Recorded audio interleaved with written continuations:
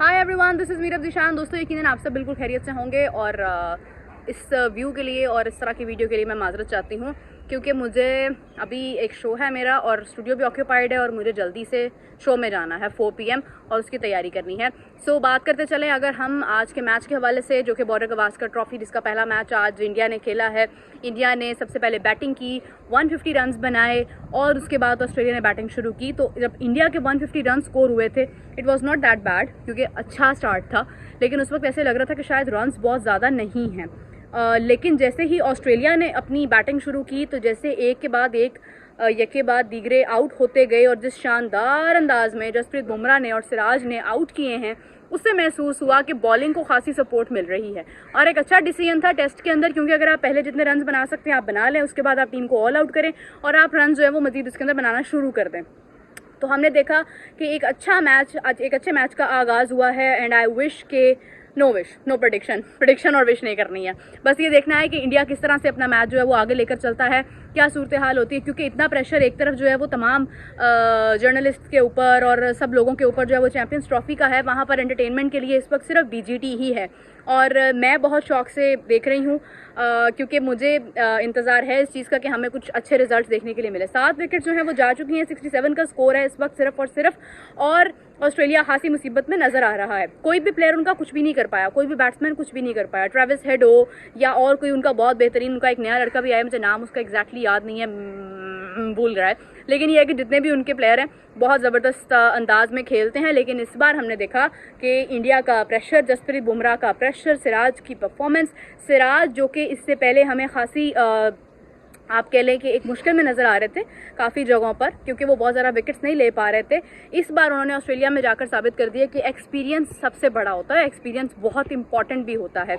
शामी को definitely miss कर रहे हैं बहुत सारे लोग, लेकिन जिस तरह की परफॉर्मेंस जो है वो जसप्रीत बुमराह और सिराज ने दी है उसके बाद कोई भी दो राय इसके अंदर बाकी नहीं रहती है। तो लेट्स सी कि किस तरह से सिचुएशन आगे बढ़ती है, किस तरह से इंडिया जो है वो डोमिनेट करता रहता है। क्योंकि अगर हम बात करें ऑस्ट्रेलिया की तो ऑस्ट्रेलिया भी बहुत अच्छी टीम है और पास्ट में अभी तक एक अच्छी टस्सल जारी है ऑस्ट्रेलिया और इंडिया के दरमियान। इसके अलावा अगर बात करें हम लोग चैंपियंस ट्रॉफी की तो आप सब लोग जानते हैं कि ये एक ऐसा इस टाइम पर इशू है जो कोई भी सॉल्व नहीं कर पा रहा है, जिसका कोई हल नज़र ही नहीं आ रहा है। हर तरफ एक ही बात हो रही है कि चैंपियंस ट्रॉफी में इंडिया नहीं आएगा, पाकिस्तान कह रहा है कि हम भी नहीं खेलेंगे। पाकिस्तान इंडिया के दरमियान ये जो एक मुकाबलेबाजी है जिसमें आज मेरी खासी गर्मा गर्मी हो गई अपने गेस्ट के साथ शो के अंदर, कादिर ख्वाजा, आप सब उन्हें जानते हैं, तो मेरी उनके साथ खासी बहस भी हो गई। लेकिन ये है कि बहस ज़रूरी होती है समटाइम्स क्योंकि आपको बोलना पड़ता है।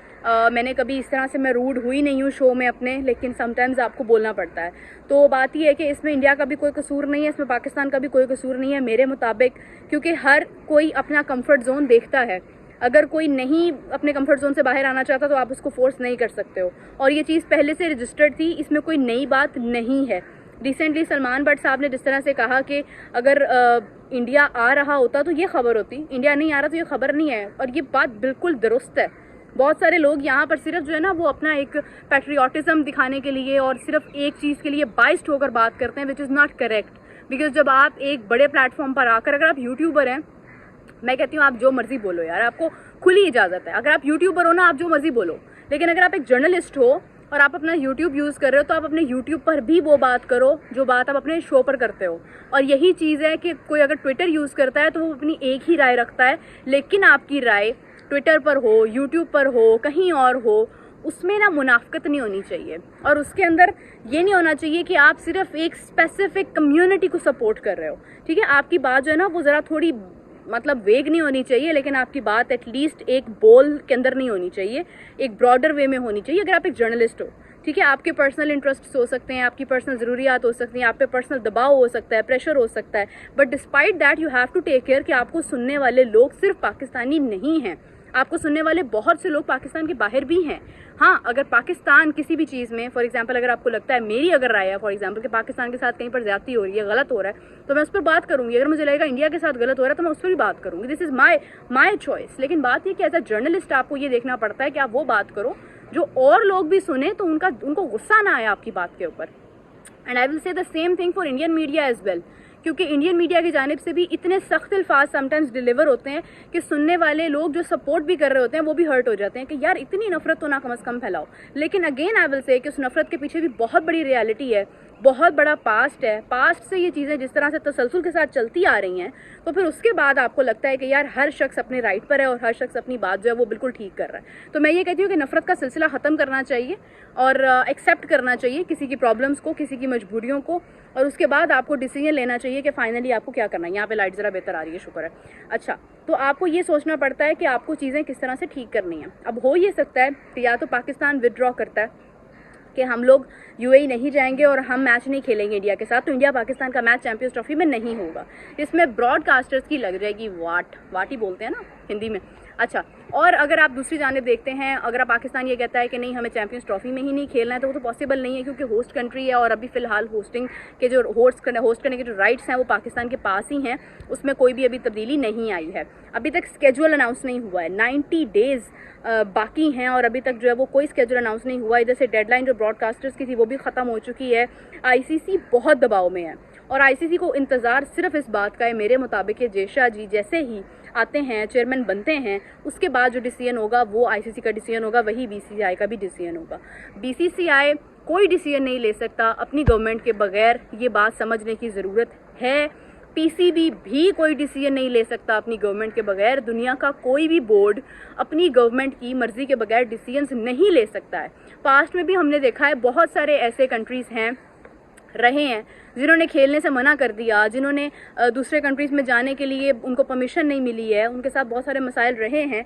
लेकिन होता ये है कि उनको एक्सेप्ट किया जाता है, उनको अडॉप्ट किया जाता है। पाकिस्तान इंडिया का मसला इसलिए बहुत ज़्यादा बड़ा हो रहा है क्योंकि पाकिस्तान इंडिया में अभी तक दोनों ही मुल्क जो हैं वो डटे हुए हैं, वो अपने स्टैंड्स के साथ खड़े हैं। देखिए, मैं ऑनेस्टली अप्रिशिएट करती हूँ पाकिस्तान अगर अब ये सोच रहा है कि यार हमें अपनी इज़्ज़त प्यारी है, तो बहुत अच्छी बात है। इज़्ज़त को ज़रूर अपनी फर्स्ट प्रायोरिटी रखें आप, क्रिकेट और अपने कंट्री से किसी भी चीज़ से बढ़ के आप अपनी सेल्फ रिस्पेक्ट को ज़रूर ऊपर रखें। लेकिन फिर इंडिया भी अपनी सेल्फ रिस्पेक्ट को कायम करके बैठा है और इस अना की जंग में डिस्टर्ब हो रही है क्रिकेट। लेकिन फ़र्क नहीं पड़ता बहुत ज़्यादा क्योंकि अभी तक तो खैर चैंपियंस ट्रॉफी हो नहीं रही है। अच्छी बात यह है कि बॉर्डर गवास्कर ट्रॉफी हो रही है और अच्छी हो रही है, देखने में अच्छी लग रही है।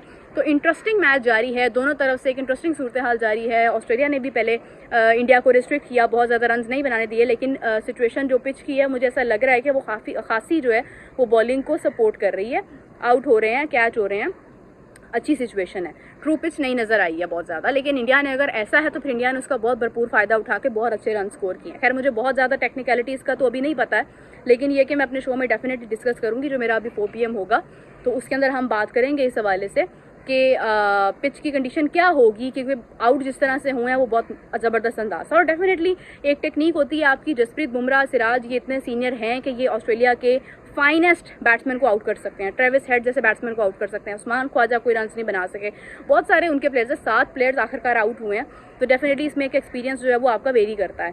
खैर अभी के लिए मैं आपसे इजाज़त चाहती हूँ। इजाज़त तक तो मेरे मुँह से बोला नहीं जाता है। अभी के लिए मुझे दीजिए इजाज़त। अपना बहुत सारा ख्याल रखिएगा। Take care, bye bye.